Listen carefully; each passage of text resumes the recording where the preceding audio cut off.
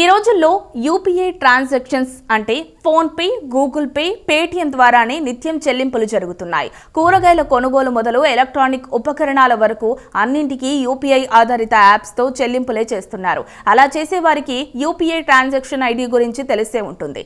ప్రతి లావాదేవీకి సంబంధించి ఈ ఐడి ఆటోమేటిక్ గా తయారవుతుంది. సాధారణంగా ఈ ఐడీలు ఆల్ఫా న్యూమరిక్ అంటే అంకెలు అక్షరాలు మాత్రమే ఉండేలా జనరేట్ అవుతాయి. కొన్ని సందర్భాల్లో స్పెషల్ క్యారెక్టర్లు ఉన్న ఐడీలు కూడా ఉంటాయి. అయితే ఈ ఐడికి సంబంధించి national payments corporation of India తాజాగా ఓ సర్క్యులర్ జారీ చేసింది.